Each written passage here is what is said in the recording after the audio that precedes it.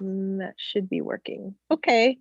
So for folks who are not able to be here tonight, we're talking about budgeting for reparations.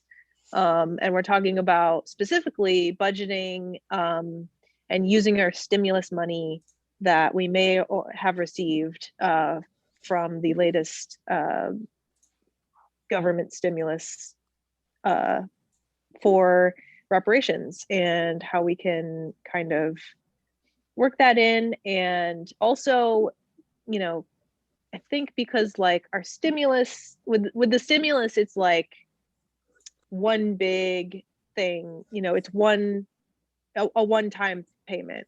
So, you know, if we're using our stimulus for things for reparations, you know, it's a big time one-time payment for organizers and for their work. But at the same time, we need to be making this funding and this work sustainable. So the budgeting part comes in with, you know, how do we keep showing up consistently, and how do we build this work and funding this work and paying reparations into our everyday lives, instead of just, you know, showing up now and then, or, you know, only for emergencies, or, you know, on a more temporary basis than that is actually required of us as white and white adjacent folks. So to kick things off, let's talk about, like, when you think about budgeting, I mean, you know, anybody hears the word budget and immediately it's probably not like happy thoughts that come up. Like, whenever I hear budget, I think, you know, I have to sit down and do all this math and figuring things out and estimating, and, you know, so when y'all hear budget and budgeting, especially budgeting for reparations, what does that bring up for you? What do you think about? Oh, well, I mean, the very surface level that I fall off the wagon with budgeting all the time.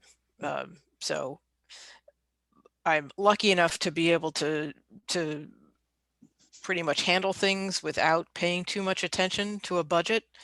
But yeah, I hear the word budget and I immediately feel like I'm behind the curve and about to be called out for not knowing what's going on.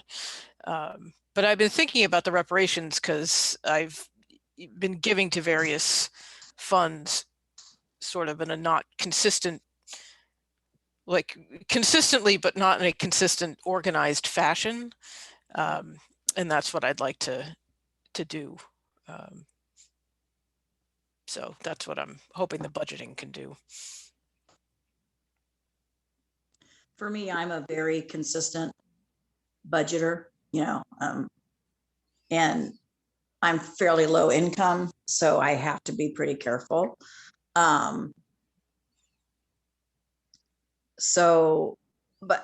at the same time, for me, paying reparations is really exciting. It's something I'm thrilled to do.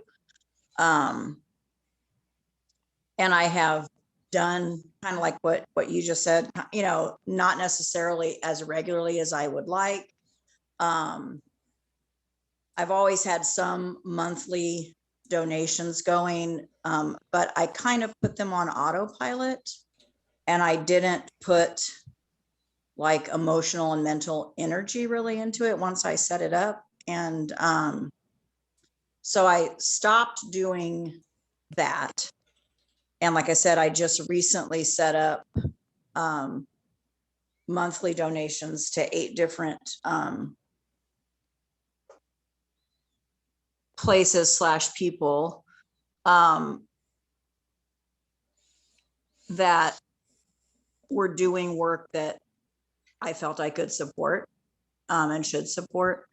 And it was Black and or people of color facing and or benefiting, and or LGBTQ, et cetera, facing and or benefiting.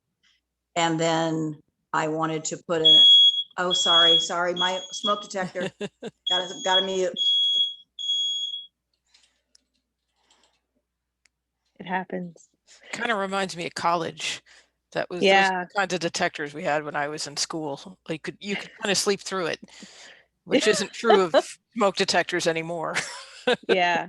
Now you can't. Oh man. Yeah, so going off of that, yeah, for me, I am not a very good budgeter either. I am very lucky that I'm in a you know, I'm married, and Yeah. so and my husband is this main, I would say, income earner of the family. His earnings are way more than mine. So and we kind of separate our finances out in a way where like the money I make is basically mine and the money he makes is his, but you know, it kind of intersects when we pay like joint bills and things like Yeah. that. So budgeting for reparations for me has been kind of difficult because, you know, I want while I don't, you know, I want to treat it like it's a bill that comes due every month. Mhm. And so that's how I've been seeing it, as, you know, it's just like my mortgage, it's just like my rent, it's like my utility bill, it's like my cable bill, the rent, you know, all that, the bills come due every month. And, you know, for me, I've been really trying to make reparations the same way. It's a bill. We pay it every month. We will probably never be done paying it off. But you know, we need to start doing that and treating it that way. And if your bill comes due and you're not able to pay it, then you know, we need to, it should be as urgent of a situation as if I was missing my rent that month, or I was missing my utility bill and you know, my lights are going to get shut off. So all that to say, budgeting for me is still difficult. And, you know, because I feel like if I do it, you know, it's not as urgent of a situation maybe for me as it might be for someone else. If, you know, that bill comes due and it might be a little bit more than it was last month, or, you know, something unexpected happens where, you know, I have to pay another bill, you know, maybe someone gets sick and we have to pay an extra, you know, hospital bill or something that month.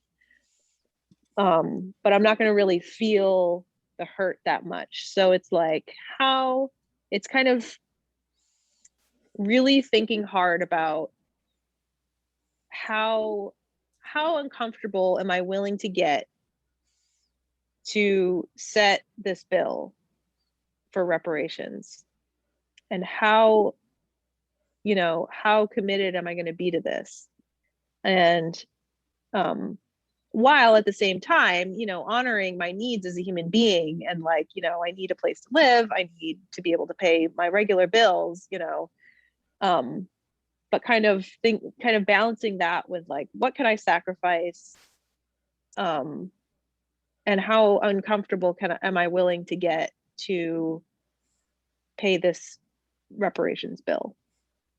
um and I think also there's kind of, I think I see a lot, for me, and other conversations I've had with other white and white adjacent folks, there's kind of also a balancing of showing up consistently versus, or you know, both, and with showing up for emergencies. Yeah.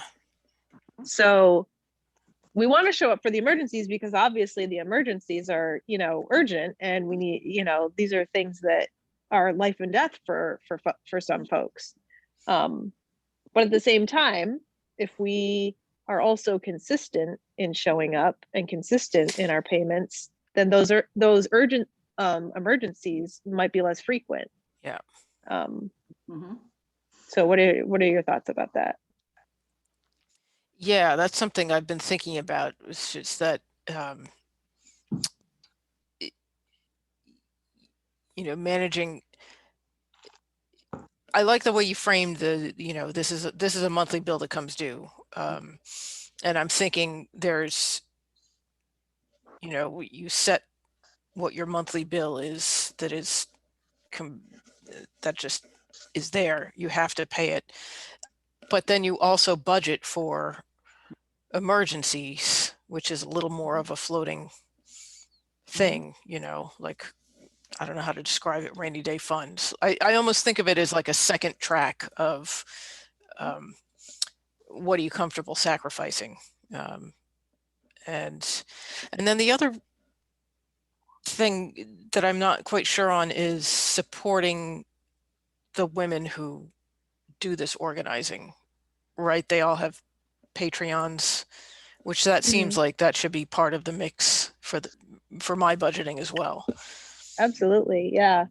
Yeah. The organizers, at least, for speaking for Reparations Roundtable, we support the work of, Chanel, along with, some other organizers that she works with, and she's in community with. So, they're not paid for that work. They organize, like Chanel organizes around the clock, like it's her job, and she's not paid for that work. Oftentimes, most of the time. And, Black organizers deserve reparations too. And, they're closest to the harm that communities are facing. And so, they also deal with a lot of, at the same time that they're organizing, people and, doing movement work, they're also experiencing the trauma of racism and white supremacy. And also, the intersections of harm, along with, misogynoir and, if folks are trans, there's that aspect to it too. So I'll just say hi to Jackie quick because Jackie just came in. We're talking about, we're in the part of the conversation about, we're talking about kind of balancing consistent reparations, monthly, paying like a bill, while also balancing that with showing up for emergencies, and how those things might look a little bit different, and especially in how we show up. So for other folks who might want to answer, how does that look different for you? Either with your budgeting or with how you show up, or how, do you set some money aside for that? What does that look like for you? Well, what I do is the monthly bills, and then I have another line item in my budget that is a as yet unspoken for monthly bill, basically. So whatever you want to call it, a sinking fund, a savings account. So far, it hasn't ever gotten saved. It's gotten used each month. Because as things come up, and not being used by me, I mean used in this work, like used to donate to something that comes up as an urgent situation.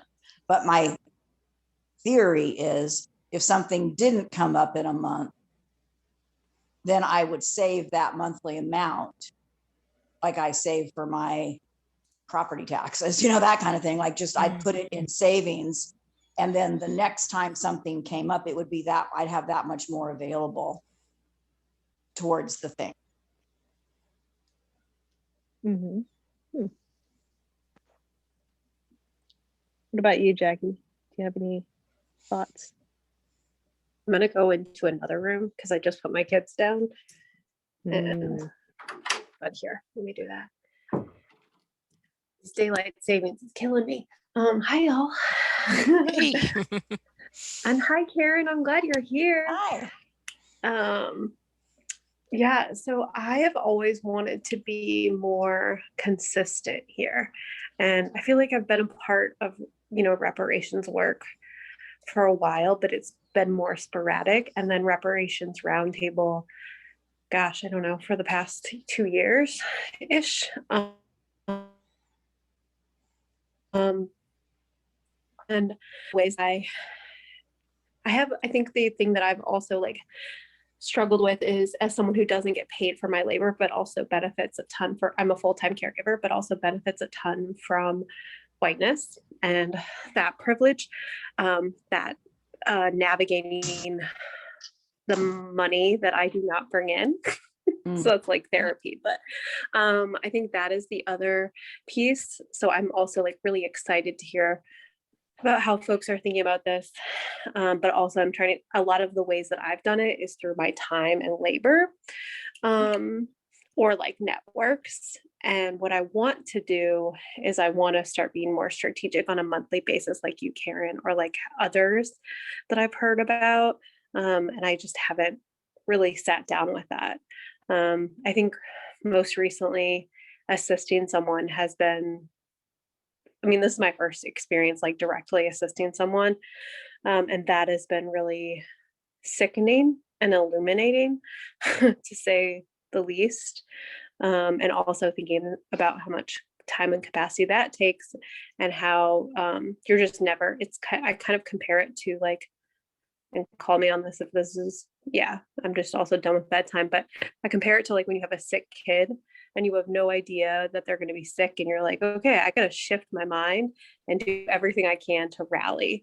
And that's sometimes how, I mean, that's also the state of mind I'm in right now with a 3 and a 5-year-old, but like that is how sometimes crisis support has felt, at least for the past 2 months. And Liz, you probably would know more than me.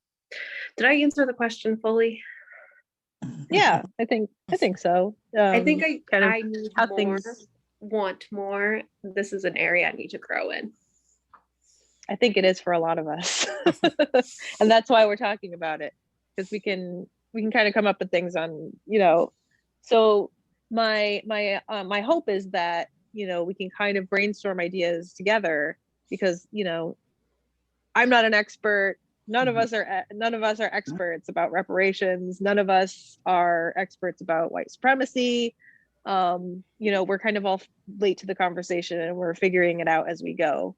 So, we're also at the same time deciding, for ourselves, like how we're going to show up and what that's going to look like for us. And that includes, how we're going to be paying reparations, how we're going to make it, sustainable and consistent for ourselves, as well as for the organizers and the work that we support, and that we, we're kind of being tasked with moving white wealth, not only our own, but white wealth from other folks, to Black mages, organizers, movement work. So I think, what was I going to say? Yeah, so Jackie brought up the idea about using, for some folks who might not be able to fit in, who might not have a consistent income, or might not be able to pay monthly reparations, consistently, freelancers, or, caregivers, or, parents who, stay at home with their kids. Labor is another thing that is often, required, as, if we're unable to pay reparations, labor is another option that we can, give of our time, give of our skills, of, even, things we aren't skilled at, we can jump in, and there's plenty of work to go around. Assisting in Reparations Roundtable, we follow this model of crisis to sustainability, and, assisting, forming support networks around the folks we assist, to get them out of crisis and bring them into self-sustainability. That's also labor and time. And, as Jackie was saying, it is a lot of labor and a lot of time, emotional labor, physical labor, logistical, figuring things out on the ground. Yeah. So kind of how do we kind of bring that in as part of our budgeting? And also as part of labor, I think about fundraising. If we are unable to, maybe pay monthly reparations ourselves, maybe we have some friends who have money. Maybe we have some friends who, are maybe on board with paying reparations, but haven't really gotten started yet, and maybe are looking for a place to jump in. What are y'all thinking about as far as labor and fundraising as part of paying reparations?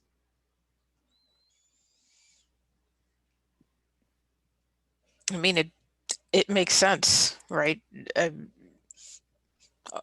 We white folks should be doing it, so those of us who are should be proselytizing. Yeah. I see it as, it's kind of our responsibility, right? Because we're not only should we be responsible for paying our own personal reparations, whether, however that looks for us, but also, we need to get everybody else on board, all the other white folks on board. So kind of, thinking about fundraising too, that might be a way for us to, as we're budgeting, to expand our reach and kind of grow that impact of wealth we're able to move. If we're personally only able to maybe contribute $50 a month, we have 5 friends who can contribute $100 a month, we can commit that, and suddenly our budget has grown. It's interesting, Liz. I think a huge piece of how I've kind of expanded and learned here is by observers in this roundtable community. Because I think I got to know Rachel Morgan. Can you all hear me? Mm-hmm. Okay, cool. Rachel Morgan, because I attended a conference she led. I'm just like, when you like meet white folks that like blow your mind, you're like, okay. Like it's helpful to have like accountability partners, but it's also helpful to have like folks that push you and that like are models. And I think what was really helpful for her is that she really demonstrated different ways that she fundraised and how she communicated, and then as I befriended, and I've never met most of you all in person clearly, but like it was helpful because I felt like I had an entry point to then understand where do I fit in, or how can I leverage my positionality or network. And then it became easier to do the fundraisers or to like be in community with folks. And so I think that was helpful, is like having a partner, I guess. Like I could go to Ethan, like, I don't know how to do this. And they were so helpful. And I think being in those group chats, which I don't know if they still exist in the same way, but like it was really intimidating to be a new person. But then like having so many resources to kind of, and the only way you learn it is by doing, right? That's what I've realized more and more. I had no clue about anything to do with like housing, and now I can feel like I can tell you everything that needs to happen around Section 8, and I wouldn't have known that 2 months ago. So I think it's a piece of how do you observe others, and then how do you also just like start taking risks, and knowing that you'll be accountable to folks like Chanel and other organizers. I've been a part of a lot of different spaces, and I found this one to be the most like valuable in terms of accountability, unpacking, but also action, which is exactly what I think white folks need to be doing right now. Yeah, and in terms of labor, I wouldn't say I'm like, hey, some of it becomes, I think, more organic over time as you've been able to like do fundraisers And then you're building like credibility and trust within like Black organizers in the community. Yeah, I honestly, I think someone just who I assisted with Reparations Roundtable came to me when she, so many walls, like, I don't know how to navigate this. And I'm like, I don't know either, but we can try to figure it out together.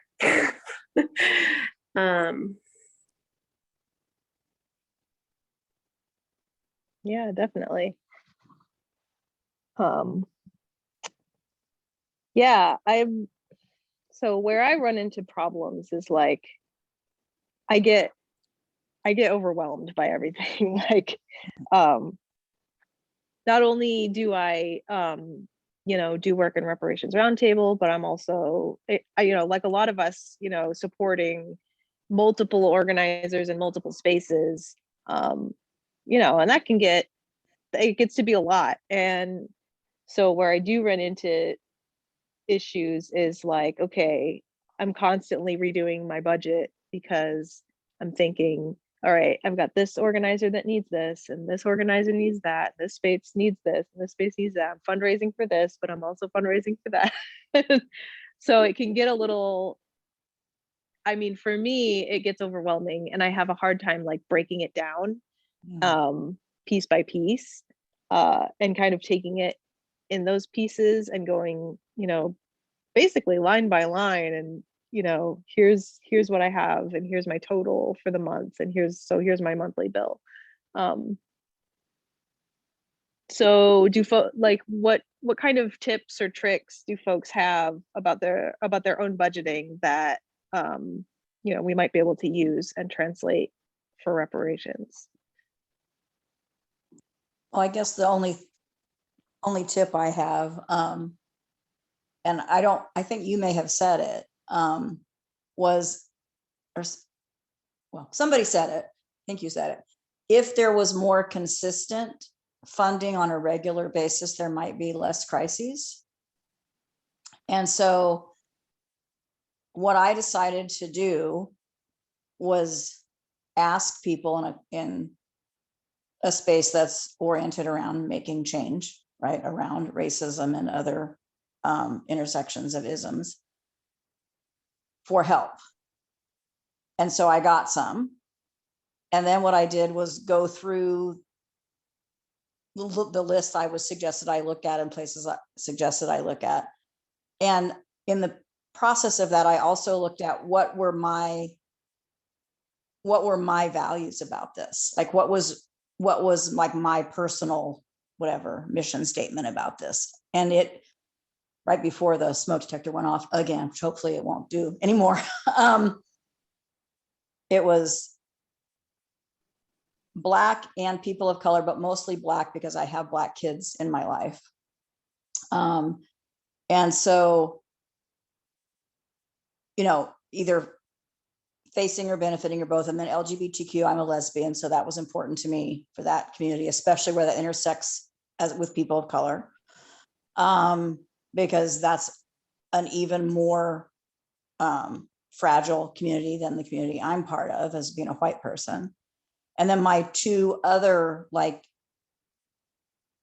main things that are important to me are early childhood. I'm a retired early interventionist. I run an in-home daycare. Most of the kids I care for are kids of color. Like young kids and their welfare is super, super important to me. And then the other area was mental health, because I have a long history of serious mental illness. And so I'm very open about that. But again, being a white person, it's easier to be open about a lot of different stuff than it is if you're a person of color. So you don't have one less intersection and one less major intersection. So those were areas that I really wanted to do something about, do something to make a difference. And so when I looked at my financial budget, I decided that although there were like a whole lot of really great things that could use financial support, and they're not any less worthy than the things that I really wanted to focus on, I decided to kind of limit my scope, basically. So, and I listened to people that I trusted. to get the suggestions of the places and or people to give the money to. I didn't want to give money to a place that was fiscally irresponsible, although had a great mission, because that didn't seem like a good idea to me.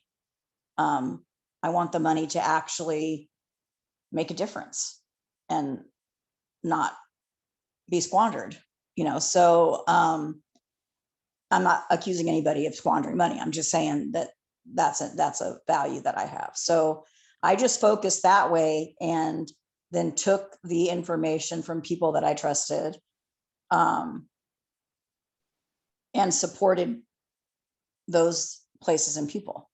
I narrowed my list down, and then I made my list got bigger, so my budget got bigger. And I just decided that I was going to commit to it, for me, a kind of a big number financially, because I'm pretty low income. But I also thought that it probably should hurt a bit. It should financially impact me. Not that I can't have a roof over my head, like I believe you said, and I don't want to do it where I don't have a roof over my head. That doesn't help anything long term. But it should pinch to me. For me, it should pinch. For me, giving time, talent, or money, or all three, should pinch. So my budget to eat out is like $35 a month. Like, that's all I am allow myself to spend eating out. Well, that's not very much. It's not very much like food that I don't cook at home. And my grocery budget is very, very, very low. And on that budget, I feed 5 children 2 meals and 2 snacks a day, 5 days a week. And I have a very small grocery budget. I've chosen to do that so that my budget to give this other money can be bigger. So I guess for me, it was just like trying to look at what I believe in, and then try to put my money where my mouth is, I guess. Yeah. So maybe it's kind of breaking it down. So when we're creating our budget, maybe it's like, all right, let's list out the things that are absolutely essential and list out what those things cost. Like, here's my rent for the month, here's my utility bill for the month, here's my cable bill, my phone, all the things, health insurance, car bills, everything.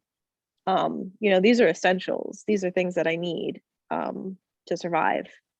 And then anything above and beyond that, let's look at how uncomfortable we can get. Mm-hmm. And let's see, how much each month am I willing to let that pinch, happen to me, over and above and beyond, what I need to survive. I like that. That's a good way of, I think that's a good way of looking at it. I've also heard folks say, kind of looking at it from like a tithing point of view. If folks are familiar with tithing, in the Christian church, there's the concept of giving 10% of your income to the church. So sometimes I've heard folks do that too, where they will tithe, 10% of their income, or whatever money comes in, to reparations. Mm-hmm. And that might work for some folks, that might not work for other folks. Sometimes it's more than 10%, sometimes it's less than 10%, depending on what folks are able to do, and depending on the boundaries that folks have around discomfort, the amount of discomfort that we allow ourselves, and the amount of risk that we're willing to take. Mm-hmm. As white folks, because as Karen said, as white folks, we do have an easier time accessing wealth, generally speaking. I mean, obviously there are poor white folks, there are white folks who are destitute, and but at the same time, it's easier for us to access wealth, either through family connections, or you know, the fact that it's easier for white folks or folks with white sounding names to get jobs. You know, our resumes are more than likely going to get a second look, compared to, you know, a Black person or a person of color, an Indigenous person. So, you know, there's that proximity to wealth that is also, that comes into play as far as, you know, when we're budgeting. We can kind of think about, you know, who's in our network, who can we fall back on if we need to, you know, those little planning for those emergencies, kind of things. So it is 8:50, I think, 8 something, 8, almost 8:50. So I kind of want to shift gears and talk about the stimulus, and how we can kind of budget our stimulus out. I'm also not perfect at this either. But at the same time, you know, we can all learn together. So, you know, we have our, and, you know, some of us got our stimulus, some of us haven't gotten it yet. So this is, you know, if folks have already used theirs, you know, or we're planning on how to use them. So, you know, I kind of see it like it, I kind of see it the same way as a regular budget, only this is like a one-time thing. So like I have my stimulus money and, you know, break it down to, you know, what do I need for bills? You know, what part of this stimulus bill do I actually need? Or if any, like maybe it's nothing, maybe it's zero, maybe I'm doing okay. Maybe I'm doing okay without a stimulus, but I still got one anyway. Or maybe, you know, I need half of it for, you know, some unexpected bills that came up this month, or, you know, I'm behind on something. But then over and above that, you know, kind of breaking that out to, you know, taking a look at the work that I'm already supporting, the reparations I'm already like where I'm already paying reparations, and how do I break that down with my stimulus to, you know, I guess it's kind of at our own discretion as to how to do it. But I also hear that, you know, it's not really up to us to decide where the money goes or what it's used for, because it's not really our money. You know, it's reparations, so it's a bill that we owe, it's a debt that we owe, so it's not really ours.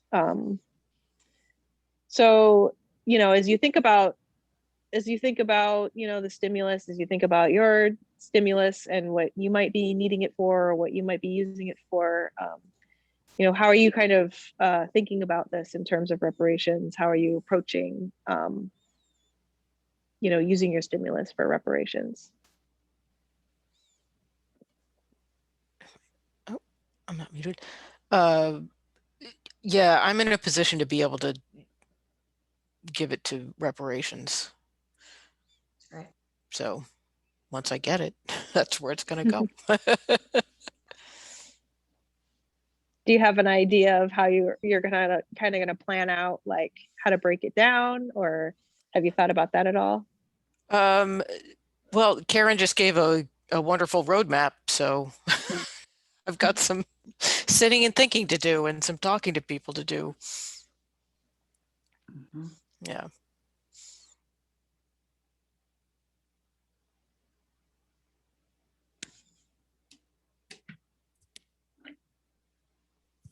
Okay, going back into the other room. You know, I had an interesting, so I haven't thought a ton about my stimulus. We have received it. That's the next step, is having a conversation about the funding and where that goes, in terms of other needs. What I did have an interesting interaction with, and this was in supporting Mama J, was she telling me to clarify the stimulus bill and how it was going to best support her and her family. And that was something, once again, I knew nothing about. And because the last time she got a stimulus, it enabled her to buy a car that's like safe to drive her kiddos around. And so she's like, as I'm thinking through, this was before it even got passed. From that point, when she texted me, I was like, it demonstrated that I haven't paid attention to that because it's not something that I'm relying on in the same way.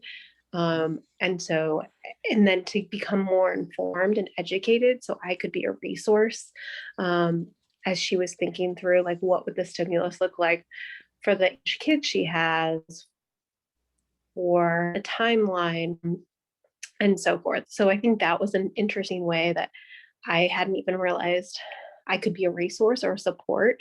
And so it then enabled me to follow up with a lot of my folks who like know more about this shit than I do, because I'm not great with the news or social media, and got a lot more insight that I could give her. Basically, like, break it down.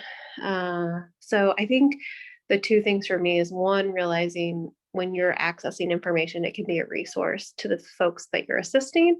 And that, two, I need to do more digging myself to actually think through, like, Karen, I've done what you've done similarly, but I have not done it strategically on a monthly basis. And I want to get out of the stage that I just am reactive, and I'm more thoughtful. So I love that takeaway. Yeah, that's interesting that you mentioned, Jackie, that your assistee came to you to ask, how can I best use my stimulus for, for my needs? Because I've had the same situation happen with my assistee, where she came to me and asked, when I get my stimulus, what should I do with it? Should I put it toward this, put it toward that? And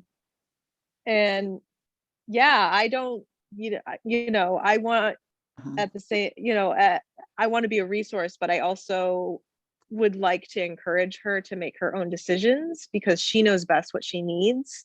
So I, at the same time that I do need to learn more about, budgeting for this kind of thing, I also, would like her to do that kind of work herself and think, here are the needs that I have, and here's what I might be able to put that money toward, and kind of think about it that way.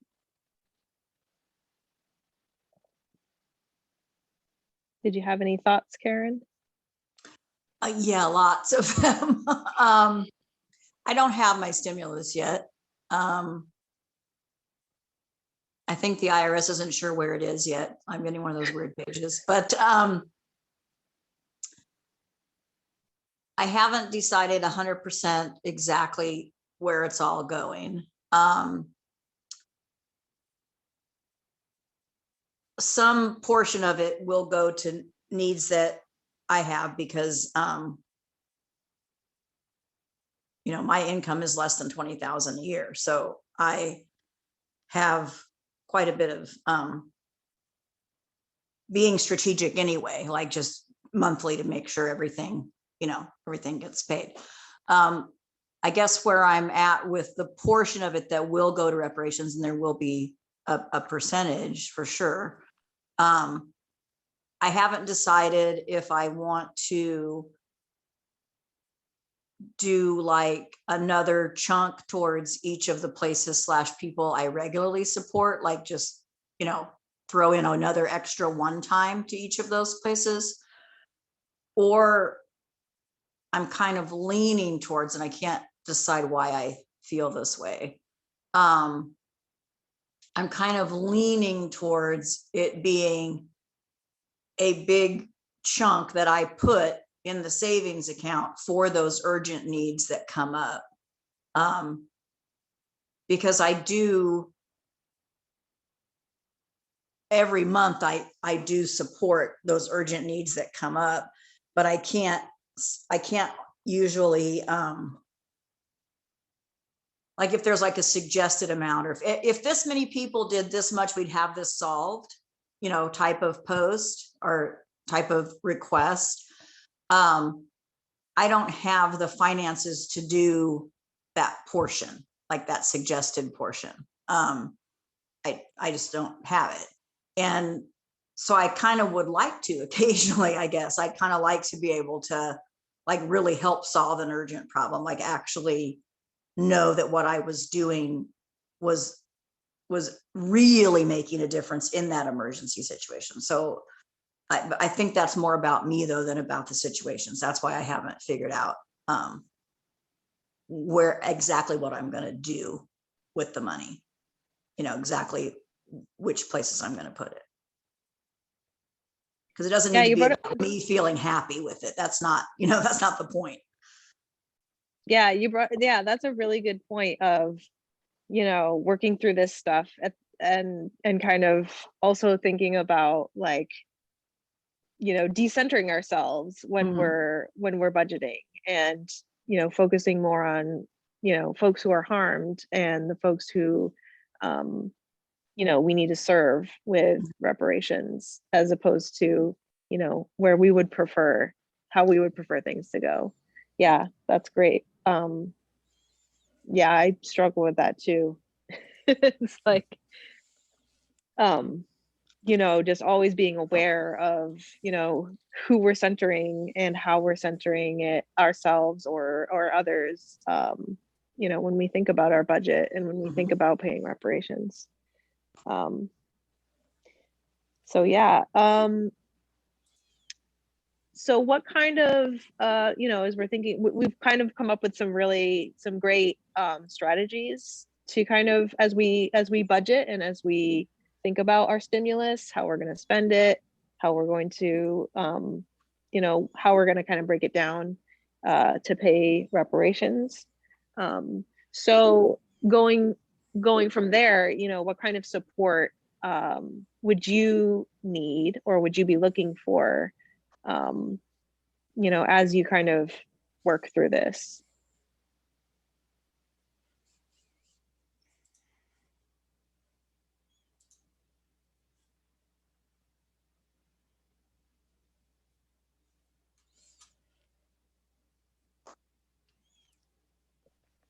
For me, I'm not sure. I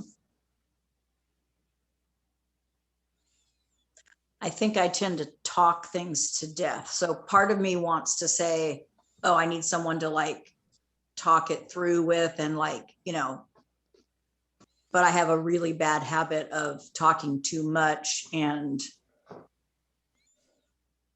that sort of delaying action by talking about it. So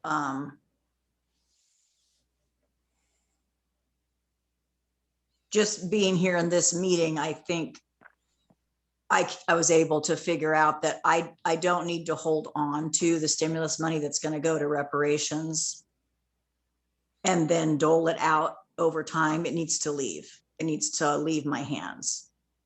So this has been really helpful to help me see that.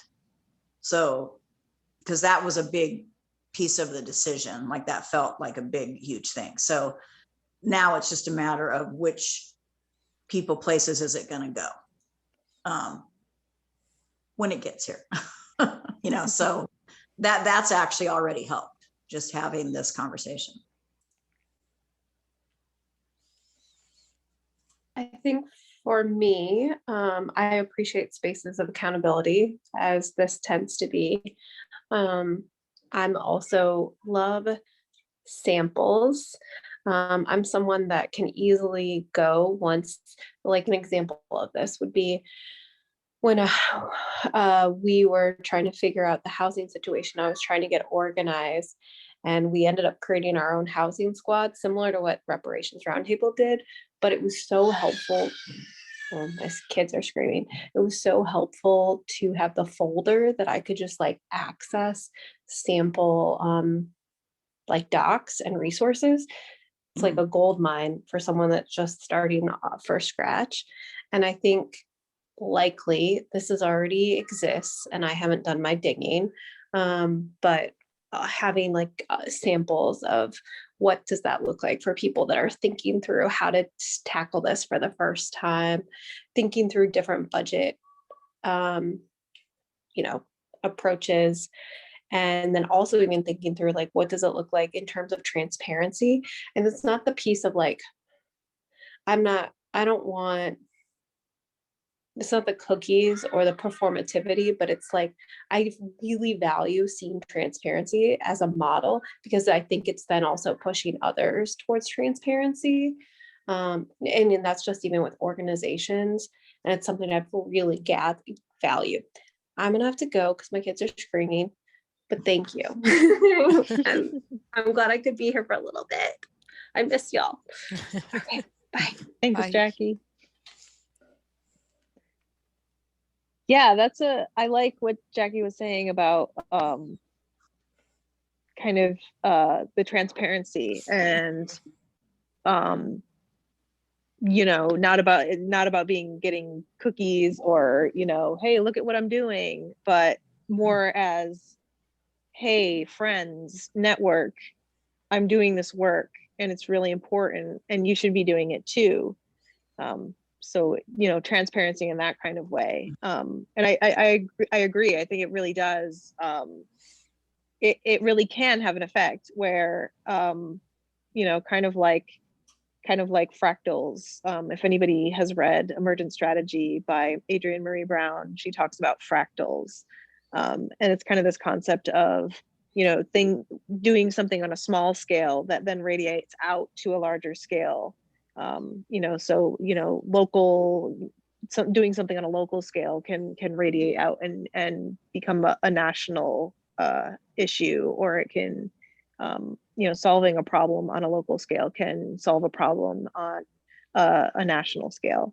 So something like that. And I think it kind of does, if once we start talking about reparations, once we start,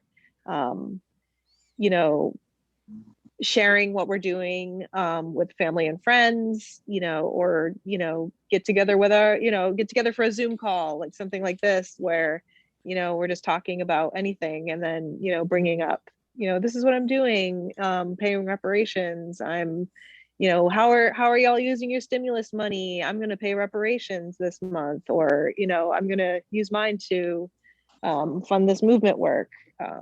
It does, while sometimes it doesn't have the most positive effects, it can also, it also really just puts the conversation out there and gets things going, and people, it can, get folks to take notice and kind of multiply your impact that way. Mm-hmm. Mm-hmm. And I also, I think, having resources available for folks, especially if they're new to, paying reparations or new to fundraising, that might be like a gap that still exists that, we should be filling, or, maybe we should be having more of these conversations, or, putting out more documents that, list out different strategies that people have tried or something like that. Are there any other supports that folks can think of that they might need, or, more roadblocks that you're stumbling into that, we might need to talk about further? Mm-mm. I don't think so. No, Any I'm other thinking thoughts? about amping up the going to friends and network for fundraising. I haven't really, I share some of the fundraisers, but getting more, what do they say, proactive about it. Yeah. Yeah. Yeah. Cool. Any other thoughts? Thanks for doing this. And Yeah, that's Yeah. yeah, it was very helpful. I really appreciate what you had to say, Karen. It really brings a lot of clarity to things. good. Yeah, it took me quite some time to figure out what was going to work, for me, rather than kind of, I had some monthly things, but they weren't focused. And then I tended to just jump on emergency things that grabbed my attention. And I wanted it to be less about what I thought was important and more about what other people, particularly people of color, thought was important. And that I could do a much better job as a white person if I did that, so I finally got that together. It took a bit. Yeah. And that's what, that's kind of the aim here too, is to, support each other and like share ideas, share, our own journeys, and like, here's what I had to go through, and here's how I worked this out. And, it kind of supports, the rest of us as we all figure it out too. Because we're all coming from different places, and we all come from different areas or different not levels, but our journeys are different. Right.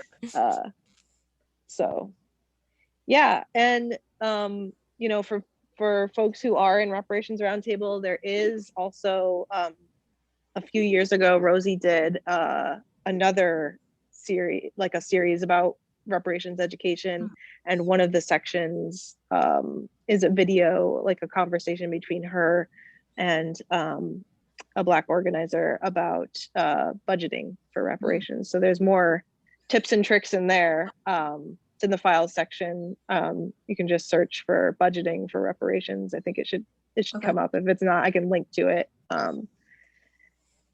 But yeah, it's tough. And since we're all new to this work, like, it can be hard to figure it out. And, we're all kind of figuring it out as we go.